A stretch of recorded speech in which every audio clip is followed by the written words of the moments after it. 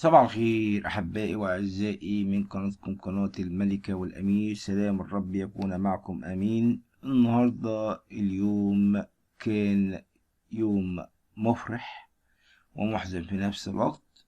عندنا بعض المواضيع الكتيرة. بالفيديو الحزن يخيم على منزل عائلة الطفل ريان، طبعا واحنا عارفين ايه هو السبب.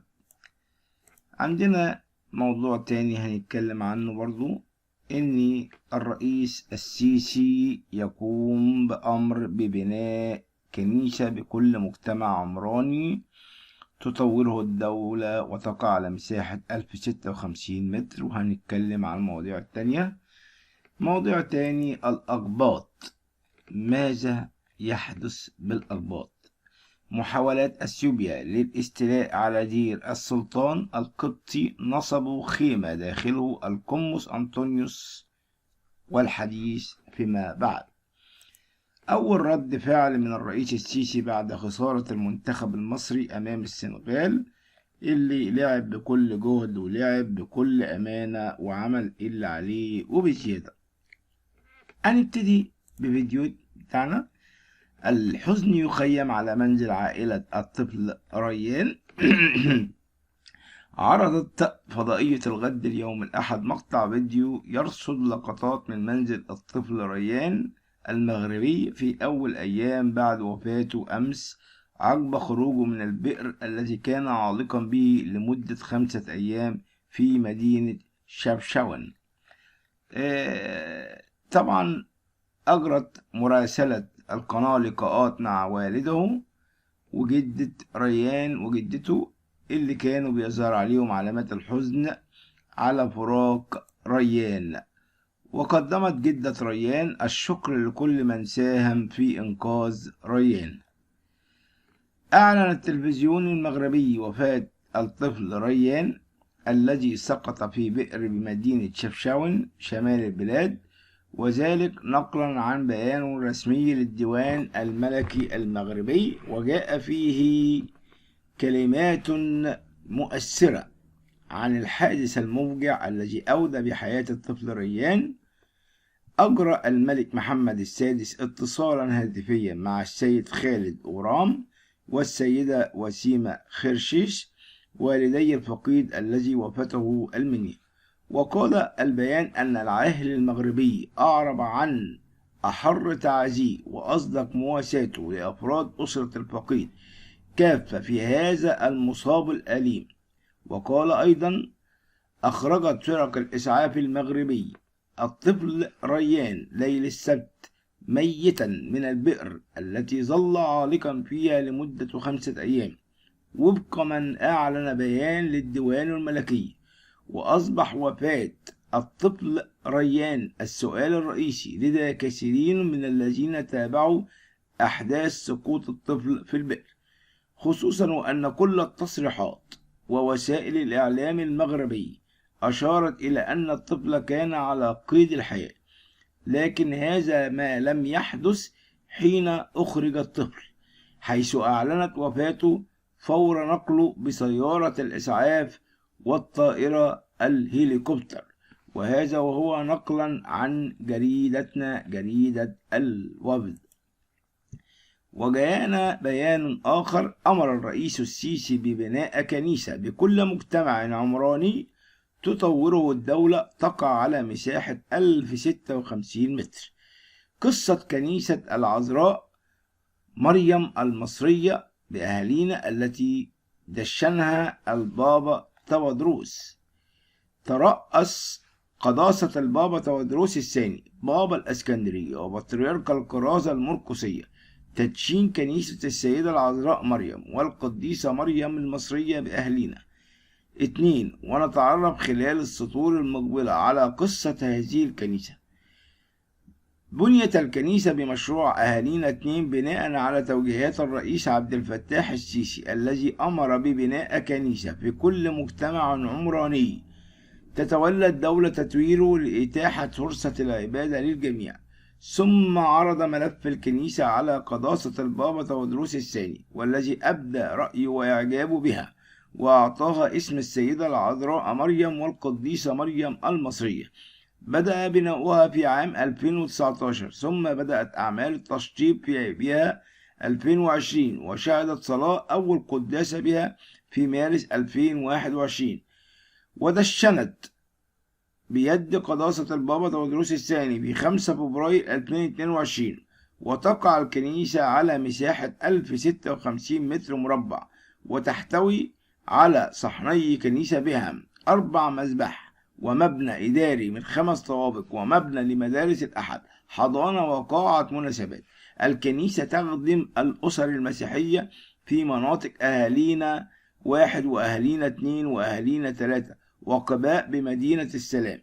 وفي العظة شكر البابا الرئيس عبد الفتاح السيسي والقائد العام للقوات المسلحة والهيئة الهندسية ورجال الشرطة وكل من ساهموا في بناء الكنيسة، وشدد البابا على محبة الوطن أي الانتماء له والدفاع عنه، وقال: ومصر بلادنا متميزة ولها مكانة كبيرة في قلب الله، ونريد أن تكون بلادنا أفضل بلد، ونحن حاليا نسعى بشكل جماعي كمصريين كلنا نعمل لأجل مصر جديدة، جمهورية جديدة. وشيء رائع أن تهتم القيادة السياسية بالقضاء على ظاهرة العشوائيات، وأن تحرص على وجود مسجد وكنيسة في كل مجتمع عمراني جديد. وفق الله مصر وجعلها من أفضل البلاد على مستوى جميع العالم. محاولات أثيوبيا في الاستيلاء على دير السلطان القبطي، نصبوا خيمة داخله. القمص أنطونيوس رفعهم علم أديس أبابا. أحزننا لم نستعيد، ما زال مغتصب من الأحباش. التفاصيل: في محاولة الاستيلاء على دير المملوك للكنيسة القبطية الأرثوذكسية، نصب الرهبان الأثيوبيين خيمة داخل دير السلطانة بالقدس، ورفعوا العلم الأثيوبي. وأكد سكرتير مطرانية الأقباط الأرثوذكس بالقدس القمص أنطونيوس الأورشليمي إزالة الخيمة التي نصبها الرهبان الأثيوبيين. وأضاف في تصريحات خاصة لسكاي نيوز عربية، حيث تواصلنا بعدها مع وزارة الخارجية المصرية وسفارة مصر في تل أبيب لمتابعة الموقف، وبدورهم خاطبوا الخارجية الإسرائيلية لإنهاء تلك الأزمة وإزالة العلم الأثيوبي والخيمة، لافتا دائما ما نشهد في هذه الأزمة في هذا الوقت من كل سنة، حيث ينصب الرهبان الأثيوبيين الخيمة للصلاة داخلها. وأمر جديد أيضا أنزل الغضب بقلوبنا، وهو رفعهم العلم الأثيوبي ليقولون إننا أصحاب هذا الدير، وهذا عاري من الصحة. وتوجهت الشرطة إلى هناك ورفعت العلم، إلا أنهم في اليوم التالي وضعوا علما أكبر على الخيمة، ولم تقم الشرطة بإزالته في هذه المرة. ومؤخرا قالت أنباء أن المحكمة أعادت الدين للكنيسة القبطية، وعلى أثر ذلك أصدرت بطريركية الأقباط الأرثوذكس بالقدس بيانا جاء فيه تنفي بطريركية الأقباط الأرثوذكس بالقدس ما تم تداوله في الأيام الأخيرة عن موضوع قرار المحكمة بإعادة دير السلطان للكنيسة القبطية ورفع العلم المصري على الدير. ونوضح أن هناك قرار سابق للمحكمة الإسرائيلية مبادرة تسليم الدير للكنيسة القبطية، وذلك عام 1971، ولكن الجهات التنفيذية تم تنفيذ هذا القرار لدواعي أمنية على حد زعمهم، ولذا فإن الدير ما زال مغتصب من الأحباش، ولا جديد في هذا الأمر. أما فيما يتعلق بالصورة المنتشرة فتم التقاطها أمام السفارة المصرية في تل أبيب أثناء الانتخابات الرئاسية منذ 3 سنوات، ولذا نرجو من جميع مسؤولي صفحات التواصل الاجتماعي والقنوات تحري الدقة في مثل هذه الأخبار وعدم تداولها إلا بعد مراجعة الموقع الرسمي لبطريركية القدسي الأورشليم. دير السلطان دير أثري للأقباط الأرثوذكس يقع داخل أسوار البلدة القديمة لمدينة القدس في حارة النصارى، بجوار كنيسة القديسة هيلانا وكنيسة الملاك والممر الموصل من كنيسة هيلانا إلى سور كنيسة القيامة تبلغ مساحتها حوالي 1800 متر مربع. وتقول الرواية أن صلاح الدين الأيوبي أعادوا للأقباط بعد استيلاء الصليبيين عليه، لذلك سمي باسم دير السلطان. ولدير السلطان أهمية خاصة عند الأقباط، لأنه طريقهم المباشر للوصول من دير ماري أنطونيوس حيث مقر البطريركية المصرية إلى كنيسة القيامة. أصلح الله النزاعات بين المسيحيين، وأرجع الله هذا الدير إلى المصريين. خبر آخر وأخير، وهو خبر أول رد فعل من الرئيس السيسي بعد خسارة المنتخب المصري أمام السنغال. علق الرئيس عبد الفتاح السيسي في بيان له عبر صفحته الرسمية على فيسبوك لمباراة مصر والسنغال: أود أن أتوجه بكل التحية والتقدير للاعبي منتخبنا الوطني لكرة القدم على ما قدموه من أداء عال في بطولة كأس الأمم الأفريقية. وقال: وتابع السيسي: لقد أديتم ما عليكم وكسبتم احترام الجميع، وكنتم على قدر الثقة، وشرفتم بلادكم، وأننا جميعا على ثقة بأنكم ستعوضون هذا اللقب وتسعدون المصريين بالصعود إلى المونديال. وأضاف الرئيس: ثقتنا بكم وبقيادتكم الفنية لم تهتز، فما قدمتوه يثبت أنكم قادرون على تحقيق الأفضل إن شاء الله. كما قال رئيسنا السيسي ويهنئ المنتخب بعد صعوده لنهائي أفريقيا.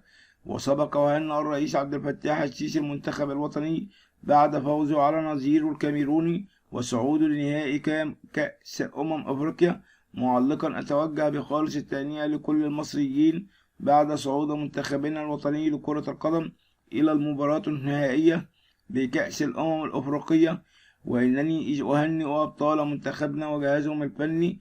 أود أن أشيد بروحهم القتالية وأدائهم العالي وعزيمتهم التي لا تلين نقلا عن القاهرة 24. شكرا لكم أحبائي وأعزائي، وأتمنى أن تكون الأخبار سعيدة وموفقة لديكم جميعا، وأرجو اشتراككم في قناة الملكة والأمير، القناة التي تفخر بكل مشتركيها وتعتز بكل من يشاهدها. لكم مني كل الحب والتقدير، وسلام الرب يكون معكم، آمين. كمان دلوقتي موضوع عشان تعرفوا بس ان مدى الكذب والحقارة للجريدة الحق والضلال، وهي قناة ولا موقع ضال جدا جدا. مفاجأة عن قاتل الشاب مينا وظهور أول الخيط. الحقيقة سر المكالمة الأخيرة، والد مينا بيكشف تفاصيل اختفائه 7 أيام والعثور على جثته في بيارة صرف. خليك معايا وركز معايا. بيقول ايه؟ عاوز اعرف ابني مات ازاي، هو مقتول ولا وقع غصب عنه؟ قالها عبد السيد عطية والدموع تسبق كلامه، وهو يسترجع تفاصيل العثور على جثة ابنه مينا 24 سنة الحاصل على بكالوريوس زراعة داخل بئر مية بمنطقة حدائق اكتوبر بعد 7 أيام من اختفائه. عطية كشف خلال بث مباشر مع المصري اليوم ان ابنه اختفى من الاثنين الماضي، وحرر محضر بالواقعة بعد اتصال الابن عليهم يخبرهم بانه في الطريق عودته من محل عمله باحد محال الوجبات الجاهزة السريعة، لكنه اختفى وعثر على جثته داخل البئر وعليه اثار تشبه الحروق. والد مينا حكى في تصريحاته ان الشرطة عثرت على جثمان داخل البئر في حالة شبه تحلل، وكان رفقة الجثة الهاتف المحمول الخاص بالضحية. طيب فين القاتل؟ كمل ونشوف. وبكى الأب وهو يذكر أن المباحث اتصلوا بينا من تليفون مينا وافتكرناه عايش وحمدنا ربنا، ولما رحنا القسم لقيناه جثة. ماشي، فين قاتل مينا؟ مردد ابني ملاك كان خادم بالكنيسة، جنازته كانت حفل زفاف له، وكانت الشرطة عثرت على جثة مينا. هو يرتدي سويت شارت زيت اللون وبنطلون جينز اسود اللون، ولا يوجد بها اي اصابات ظاهرية. مناظرة الجثمان لم تستدل على وجود أي آثار طعنات، وتفحص أجهزة الأمن علاقات الشاب ومراجعة الكاميرات المراقبة لآخر ظهور له فضلا عن سجل المكالمة. أدي المقالة خلصت. فين بقى تلمينا؟ كل كلام وهم وكذب وقلة أدب وسفالة. عيب، عيب جريدة يعني تجيب أخبار كاذبة عشان تشد الناس وتجيب مشتركين. أمر غريب وأمر مش محترم. أحبائي وأعزائي، أنا حبيت أوريكم بعينيكم وبذاتكم إيه اللي بيتقال في المواقع، وحبيت أسمعكم بنفسكم. شكرا لكم ولمحبتكم، وسلام رب يكون معكم. أمين. آسف على الزغ